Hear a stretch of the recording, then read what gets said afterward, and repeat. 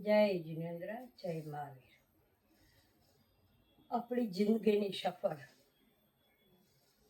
એની અંદર જન્મથી આજ સુધીમાં જેની જેટલી ઉંમર થઈ હતી, પણ એમાં હર સાલ દિવાળી આવે, પર્યુષણ આવે, હોળી આવે, ધૂળેટી આવે, દરેક પ્રસંગો આપણે મનાવ્યા.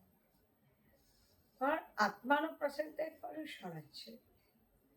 આપણે પર્યુષણ મનાવ્યા, તપ કર્યા, જપ કર્યા, આરાધના કરી, પણ આ બધું 8 દિવસ માટે નથી.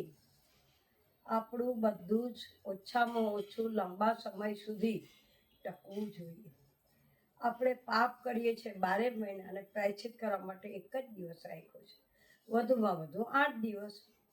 પણ પ્રાયશ્ચિત એમ થતા નથી. પાપને વાગોળવું પડે છે અને પુણ્યને સંતાડવું પડે છે. આપણે પુણ્યના જોશમાં દોડીએ છીએ અને પાપના ઉદયમાં આપણે લડખડિયા ખાઈએ છીએ.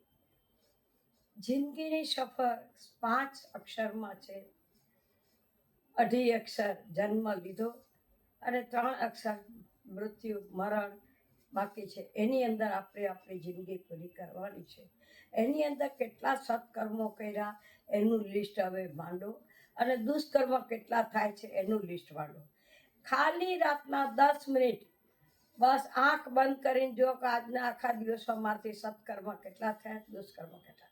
મેં વાણીનો સદુપયોગ કેટલો કર્યો, દુરુપયોગ કેટલો કર્યો. મેં મારા હાથનો સદુપયોગ કેટલો કર્યો, દુરુપયોગ કર્યો. આ પગથી હું કેટલી જગ્યાએ ગઈ કે જે જગ્યા સાચી છે કે ખોટી છે. આ બધી વસ્તુનો સરવાળો માનશો ને તો જિંદગીના એન્ડમાં પ્રાયશ્ચિત બહુ ઓછા કરવા પડશે. શરીરને સાચવીને સત્કર્મ કરો. તપ જપ આરાધના શરીર બળ છે ત્યાં સુધી કરો. જ્યાં શરીર બળ નથી અને તપ કરો છો, પછી ઘરનાને પરેશાન કરવાથી થાય છે શું? ધર્મ પ્રત્યેની શ્રદ્ધા ઉઠતી જાય છે. શ્રદ્ધા જગાડો, સગાથી મુક્ત નહીં કરો પરિવારને વધુમાં વધુ શ્રદ્ધા કેમ જાગૃત થાય તેના માટે જેટલી બને તેટલી પ્રવૃત્તિ કરો. જય જિનેન્દ્ર, જય મહાવીર.